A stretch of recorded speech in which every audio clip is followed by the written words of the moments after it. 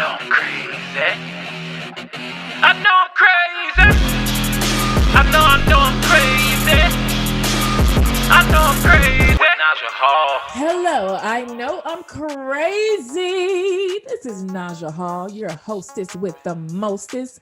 So this week we have a video and audio episode. So if you want to watch me and my next amazing guest, then please go to Facebook, Instagram, go to najahall.com, any of my 50 trillion websites. This episode is posted. There is a video. I'm wearing a red sweater. That is how you will know that you are listening to the right thing. So if you want to just listen to the audio, then you know how we do it over here. So today I am sitting here looking at Kisha Batsuli. Kisha is the founder of Blended on the Rock and the facilitator of Blended Mom Meetup. Kisha is dedicated to bring unity in blended families and provide a community for bio and bonus moms to flourish. She's the facilitator of the Blended Mom Meetup, which is a free virtual monthly meetup that gives bio and bonus moms a place to communicate, share their feelings, and connect with other moms. Kisha! Hi! Hi, Naja. Welcome to I Know I'm Crazy with Naja Hall.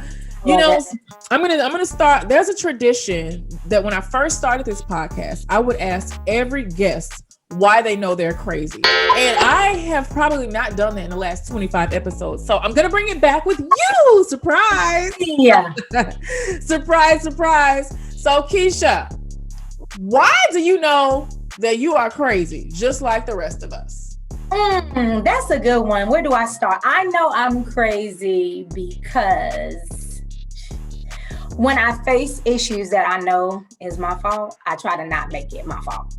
Okay. And so you project. I project. I'm working on it, so I won't be so crazy. But in the beginning, I got to project it, and then I go back and receive it, and then I can process it. Okay. So, yeah.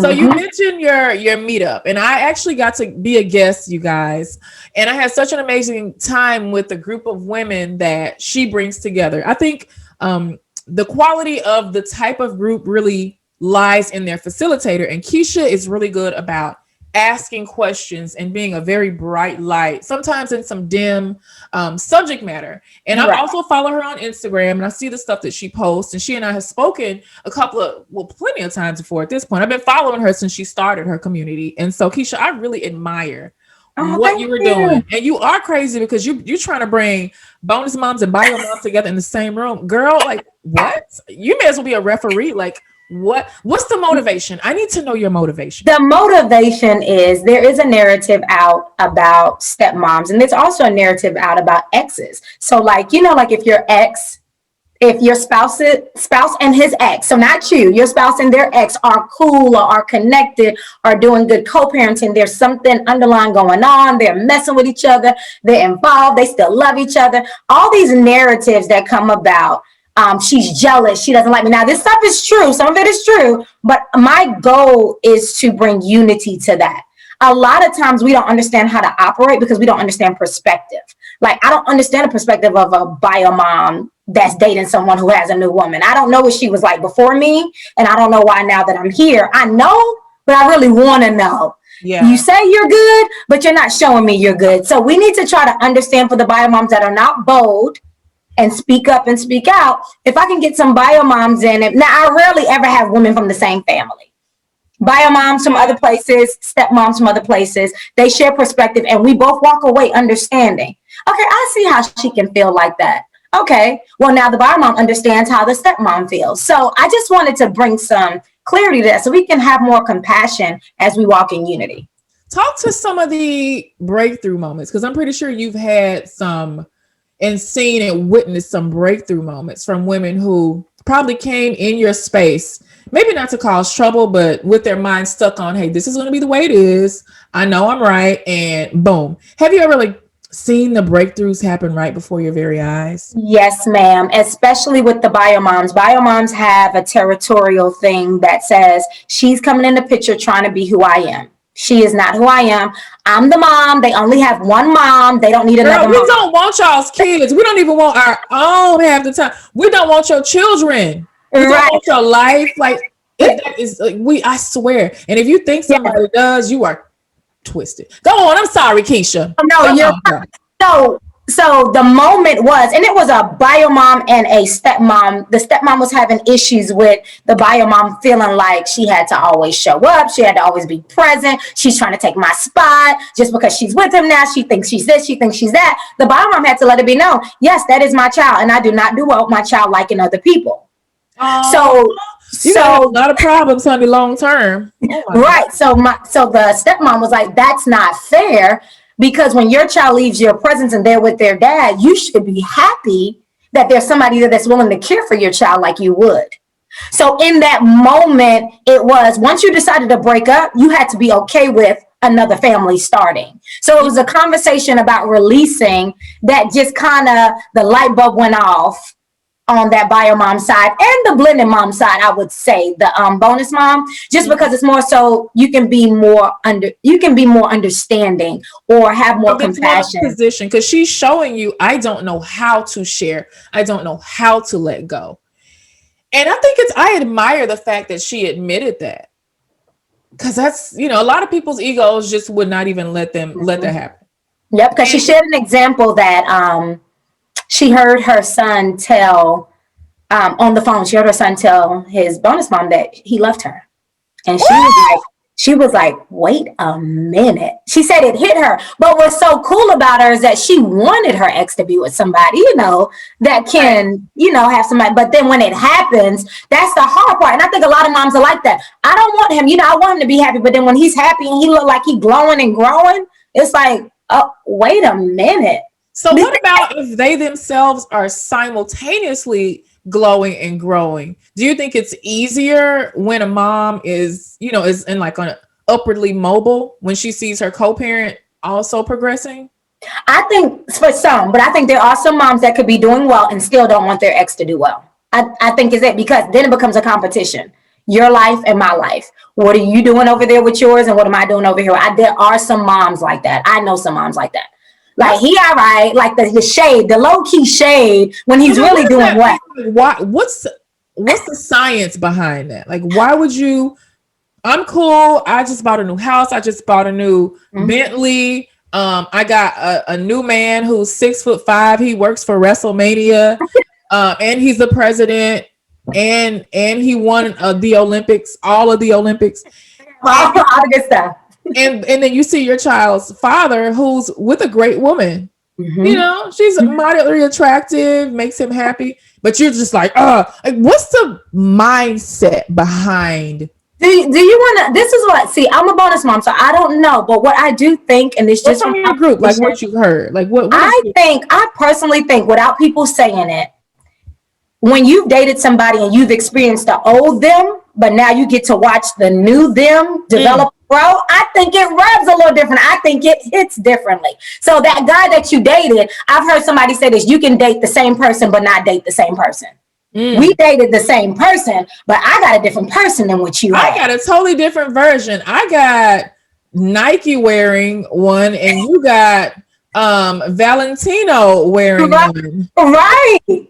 But I wanted Valentino, but that's not where this person was at the time. Right. So, and when you have kids allow you to watch your spouses and your exes grow and develop. So I think you're attached to this new life that you might have once wanted. And it's like, oh, he doing good. He not just doing good. She cute. He doing this, he doing that. She's ugly, okay. I think that's it. I think there's very few stepmoms and biological mothers that can admit that, like, oh my God, she's beautiful. I rarely hear that. I think it's cool when like a woman can give the other woman props. Yes. Like, wow, she's really gorgeous. Like, wow. I've heard maybe one ever say that. One in all my years of being in this job. Okay. Is that a woman thing, you think? Is that a woman thing? I think it might be. No, I think it's a human thing. Because I've also heard men doing it. Men will be like, that dude, he got a beer belly. My son don't like him. He can't even throw a football. So I think, parents are very territorial. Yes. Dr. Shivali is quoted as saying, parenthood is like one of the most egotistical roles that you can have. And parents were pissed off when she said that. They were just like egotistical. I cook for my child and I raise my child and I take them to the doctor at night and I wipe their boo-boo. She was like, see, I. And she was like, but yeah, you still don't own this individual. Like, and it's like, oh, wow. You know, it's kind of like a wake up call.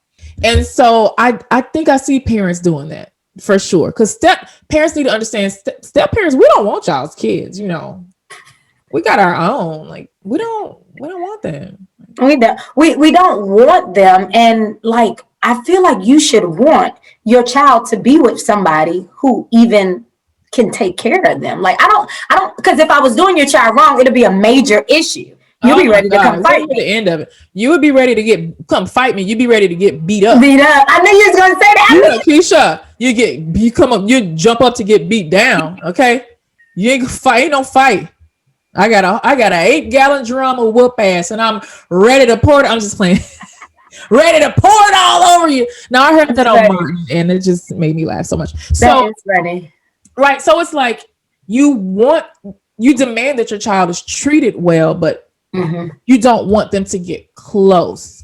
And I guess I'm not understanding the makeup behind that, like how the cogs are spinning behind that. Yeah, I think what I've learned in hearing Biomoms talk as well, a fear of taking my place, like a fear of like, your child is never going to forget you, but to have somebody compatible with you in that place is major, or it looks like a threat. Like, especially don't be the bonus mom that pays a little bit more attention to detail than the bio mom.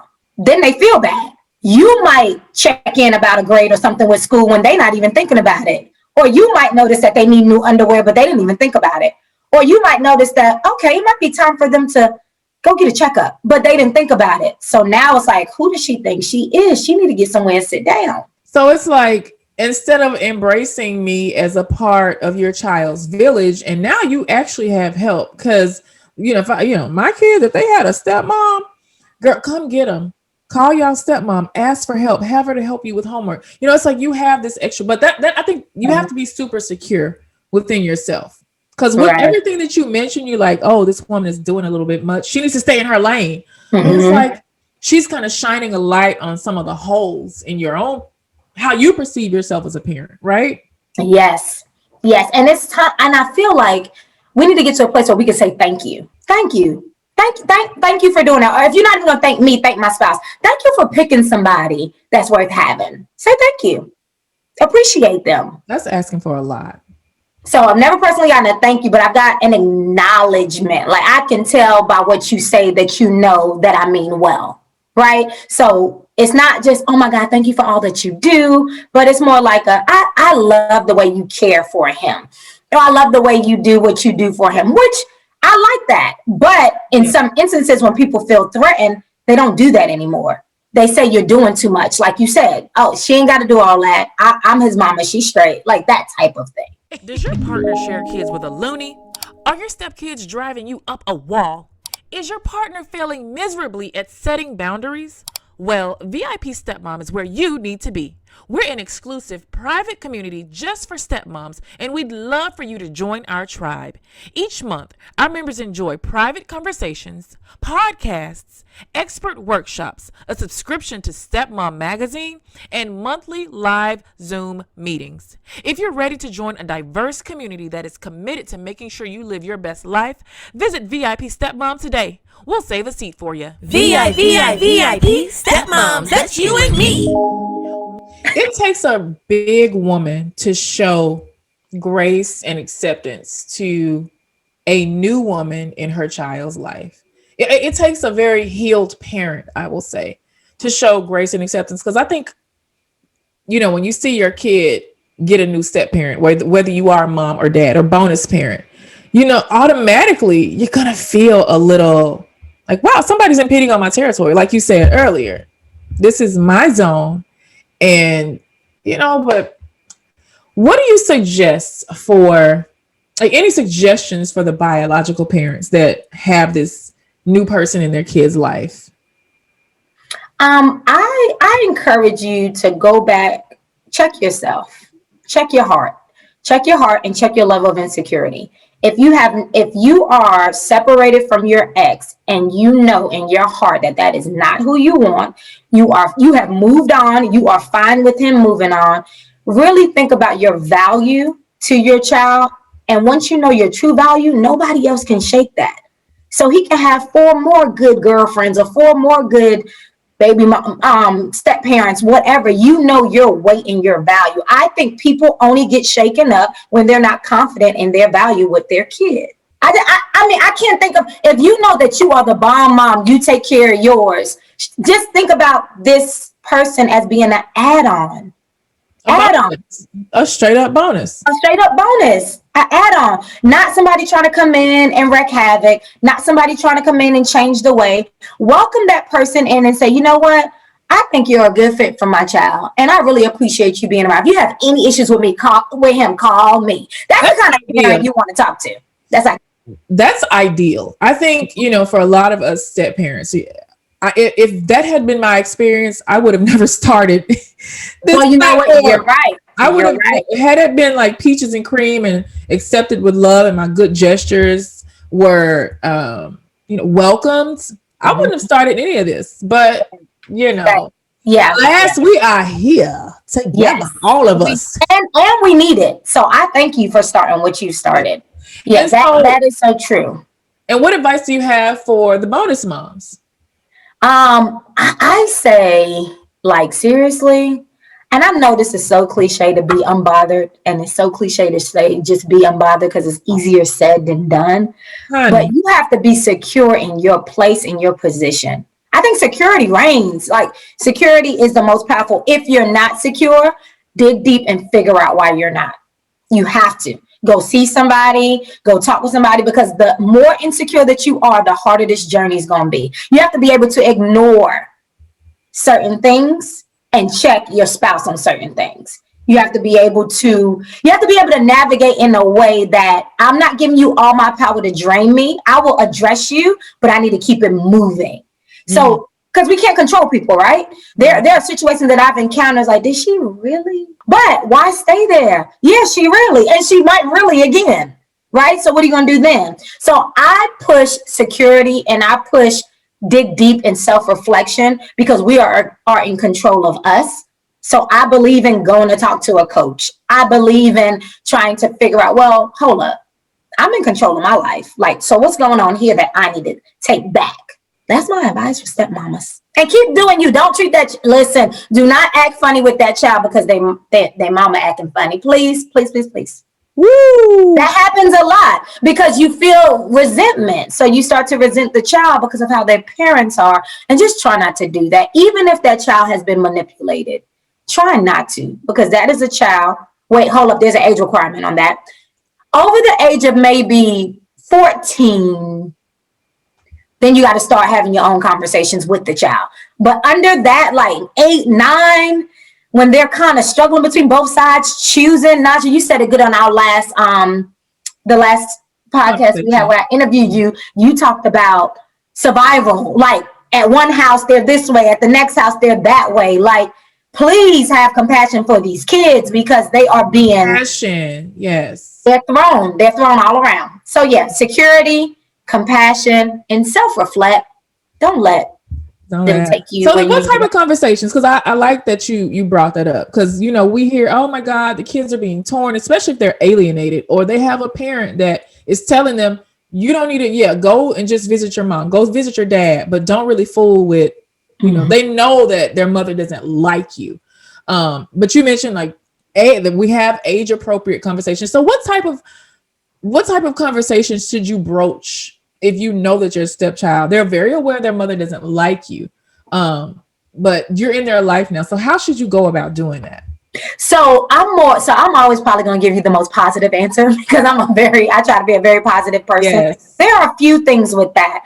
I feel like, one, if you notice that a child is being affected, I think the first avenue I always take is my spouse avenue.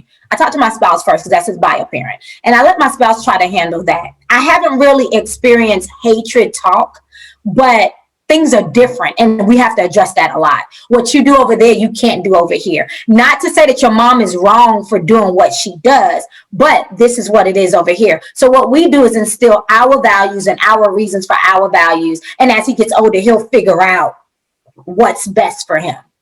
So when it comes to conversations, it's like, hey, we do this, we're doing this, and we're doing this over here because we want to do da da da da da da. We don't talk about the other side. We don't address the other side. We converse about what's going on our side. And so why don't you talk about the other side? Because some people do. Some people are like, I know that's okay to do at your mom or dad's house. You don't do. What does that do? I don't do that because then it puts in the child's mind that there's a good side and a bad side. There's a right side and a wrong side. And we do not want to do that, because then you are talking about the parent to the child, which then can allow the kid to start thinking differently about their parent. And we don't want that. Whatever. You know? That is. She's always talking about mommy or daddy. They don't do what they're supposed to do. You are right. And you don't want the child to create thoughts based upon what you're saying to them. Let them create their own thoughts. They're going to get up. They're going to get older. They're going to figure it out. So just stay the course on your side, in your lane, and why you do what you do. Yes.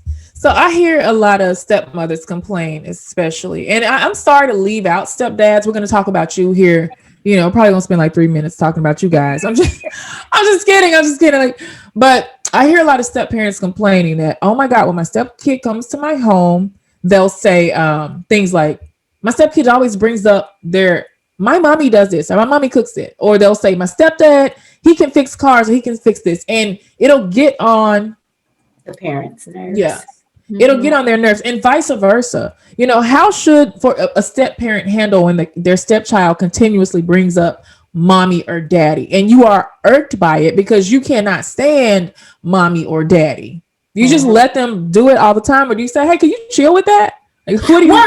I just think that chill with that just sounds kind of rude, and that can discourage a child. That can discourage a child from being able to talk. Think about it. That child should be able to say whatever they feel like saying. I have no issues with you talking about your mama. I might ask you some more questions like, oh, really? Oh, that is nice. And you like that? Just because, especially in your building stages, you want that child to have a level of comfortability. So it does not, for me, I won't tell you to chill. We'll be talking about it. Now, if it irks me, I think I have to eat that as an adult to a certain extent, because, again, depending on the age of the child.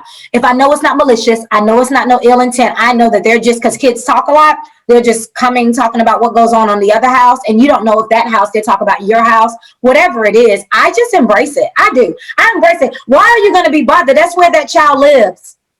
Back to security. Give me a reason why somebody would be bothered. Like, what do you think the reasons are? Because I never understood, why would you be bothered? You know, I see a lot of people being bothered if they have a bad relationship with that person, because you don't want to really hear about the daily goings on of a person who you can't stand, who makes your life harder. And so it's already difficult knowing, all right, their kid is in my home. I feel like this is a little surveillance camera walking around. Like you said, but you have to eat it as adults. And I wholeheartedly agree with you. Sometimes you gotta be like, oh, really? Your mommy did what? Great. Oh my God. You know, like you have to do that because they should be able to freely express themselves. But you mentioned something, and this is an important question for you because you work with children. Mm-hmm. You have a lot of experience with children. And you mentioned if you know the kid is not being malicious, at what point, like, how do you know if a kid is being malicious? Because that's hard, because it's like they're so young, their brains are still forming, they're still growing. But I know you and I both know kids are very very capable of manipulative behaviors. Mm-hmm. But malicious, though, like, how do you know when it's being like it's a malicious? If your stepchild is, this is how I know. You have to watch the child in other scenarios. If the child is very hesitant or more so afraid to choose or to talk or to side, and then they finally say something, you know that that's not a malicious child. But if you have caught your child going back lying, telling stories, making things up, I think sometimes there might be some room for some more digging to kind of figure out, like, are they trying to stir something up, or are they really just talking? So I think it's about personality and knowing your child. And then what do you do if they are malicious? If you come to realize, like, wow, this kid is just, they've taken on mannerisms and personality patterns that not really are dangerous yet, but they have the propensity to be one day. I mean, what are you supposed to do? I mean, you could talk to your spouse or your partner, but beyond that. Beyond that, well, I guess it depends on the rights and the authorities you have in your house. If you can speak on that, then I would address it in a way that is kid friendly. Kid friendly means you're going to understand me on the level that I'm talking to you. And we're going to try to get to a place where we learn what to do and what not to do. So I guess that looks different depending on what we're talking about. So maybe if you give me an example, I can give you one. So let me think. Malicious. Okay, let's just say that you just had a new baby and it's COVID right now. It's COVID season. So we know everybody needs to be careful. You bring your new baby home from the hospital. You tell your bonus kids, hey, wash your hands before you touch the baby. Please wear your mask before you touch the baby. Let me feed the baby. And then you catch one of your stepkids maybe not washing their hands. They intentionally take off their mask. They're old enough to know better. Like, oh yeah, a straight addressing. I need you to go over there and sit down and put your mask back on, or go wash your hands and do not come back near me until you've done that. Like, I think you have to address them like how you would address your own child. And if you don't have the right to do that, then you need to call backup or get whatever support you need to handle it. So here's the hard part. Let's throw this in. You've done that. The kid goes and they go and wash their hands, put their mask on, and you leave the room for a moment and you come back. The mask is back off and they're breathing in the baby's face. And then you go and tell your partner, and your partner is like full of dad guilt or parent guilt and don't want to say nothing. Right. Yeah. Then it's like escalated. Then you're like, do you say, let me just stay away keep the baby away from this kid? Like, what do you do? And I love these what if scenarios. Well, I think keeping the baby away sometimes is not bad. I will go back to saying something. I think if I leave out the room and come back, I'm going to address exactly what I told you not to do. And then I'm going to let my spouse know I addressed it. And if he decides it's not a big deal, I don't want to say nothing, then I'm going to say, well, you can't touch or come near the baby because you're not doing what I asked you to do. And like you said, you would do that. I don't know what to do because I know some step parents have the right to like hit or touch, but I don't hit or, touch. Yeah, not even. Yeah, I mean, I think with parenting, like at the forefront now, a lot of us are learning that just because we were spanked doesn't mean we have to spank our kids. There's literally other ways to teach them to use their words instead of physically traumatizing them, because that's traumatizing. Yes, it is. So then, I've always said that there's four main stepmom issues, right? Hardships. There's the high conflict biological mother, which I talk a lot about on my page. There is the stepkids that are caught in these loyalty binds. That gives us some trouble. Ooh, one of the worst ones is yourself, your own mind. And by far, in my own opinion, one of the most problematic is a partner that cannot set boundaries. Like that, I can help a woman deal with a high conflict mother, a stepkid caught in loyalty binds, her own mind, but I don't know how to, I still have not figured that out. And I tell my clients, I don't know how to teach you how to deal with a partner that can't set boundaries. That's like you asking me, hey, Naja, teach me how to accept abuse. Like, I don't know how to do that. You got anything? Because I don't have anything. You got anything? The only thing I can say is when it comes to your spouse not being able to set boundaries, you need to dig a little deeper. You need to figure out what that is about. And women, we have a great way of asking questions. We have a great way of finessing conversation, and we have a great way of digging deep. So I would recommend that you say, hey, I noticed that like we talked about this, but you turned around and did that. Can you tell me why? As long as I'm not aggressive, yelling, or trying to start an argument, I can get a good answer. Okay. But you have to be open to hearing that answer. Once you understand the why, I think you can understand what's the issue with the boundary. Knowing the why can kind of help you start to set boundaries, because you might notice something that your spouse does not notice, or your mate who you're with might not notice. So yeah, I think digging Understand the why. Understand the why. Right. And then once you understand that why, you can kind of start to maybe come up with solutions. Yes. And you can come up with solutions. You don't do it by yourself. You do it with them. Okay. Well, if your why is you don't spend a lot of time with your child. So when they come, you let them do what they want. We need to figure out, when you're spending time with them, how do we get value in that time? So they still follow rules and regulations of our household. You're not just letting them run free. Because when we have our own kids, we're not going to let them just run free. Right. So how do we come to an understanding of the dad guilt not getting in the way of how we operate as a household? So you got to like kind of pull on it and let them think about it. They might not have an answer for you right away. They might not. That's something that you'll grow with over time. Okay. I like it.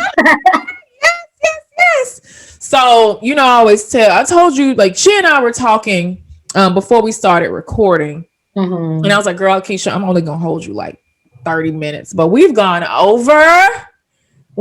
over. So, but she has an amazing monthly meetup. If you want to continue more of these conversations with Kisha, I'm pretty sure the talk that she and I did is still available somewhere. Mm-hmm. Right. And so I really want, and please go and follow her. Kisha, tell them everywhere they can find you, follow you, so they can like, share, support, and subscribe. Awesome. You can follow me on IG, Blended on the Rock. That's what it is. IG. Oh, wait, Kisha, I never asked you why you named your platform Blended on the Rock. Oh, listen, because, I am a firm believer in my Lord and Savior, Jesus Christ. Okay. I love him to pieces. And that rock, that foundation of having him spiritually has helped me through my journey in being blended. I'm sorry for cussing. So, no, you're fine. You're fine. So, that blended situation needs to be found on a strong foundation. And what foundation stronger than God? He is the rock. So we are blended on this rock. Do we act up? Absolutely. That's why we're on the rock. There's forgiveness there. Do we say things we don't need to say, including myself? Absolutely. That's why we're blended on the rock. And I think that's where my positivity comes from, because you have a choice of what you want this to look like based upon how you respond to what people do. So that's where Blended on the Rock came from. But you can follow me, IG, Blended on the Rock. BlendedOnTheRock.com is my page where you can catch all the replays. Sign up for the monthly meetups. The monthly meetup is every second Monday. Every second Monday of the month. We do not miss a beat. Right now, we started reading a book in January, so we're going to meet up in February. You don't have to have the book. You can still come. It's Unspoken by Michelle S. Thomas. It's a book about blended families, the real truth. We learn about, it's not a self-help book. It's like a perspective book. So we get scenarios and there's two sides to it, and we get to talk about it. We get to dig in and we get to grow from it. So yes, join us. That is where you can find me. Yes, Blended on the Rock. Follow her, like she said, on IG, Facebook, Twitter, everywhere. Blended on the Rock. And please visit Kisha on blendedontherock.com. Thank you so much, Kisha Batsuli, for joining us here at I Know I'm Crazy. You fit in just with the rest of us. Kisha is one of us now, guys. Like, she is one of us. I made it. Yes. If you just want to go back and watch this, then please go check out my YouTube. This is also going to be on IGTV and our Facebook pages. Also, if you're listening, find us on your favorite streaming platforms, because I Know I'm Crazy with Naja Hall podcast is officially a top 10, and we are everywhere. I'll see you Tuesday after next. New episodes every other Tuesday. I Know I'm Crazy with Naja Hall signing out. I know I'm crazy. I know I'm crazy. I know I'm crazy. I know I'm crazy. Naja Hall.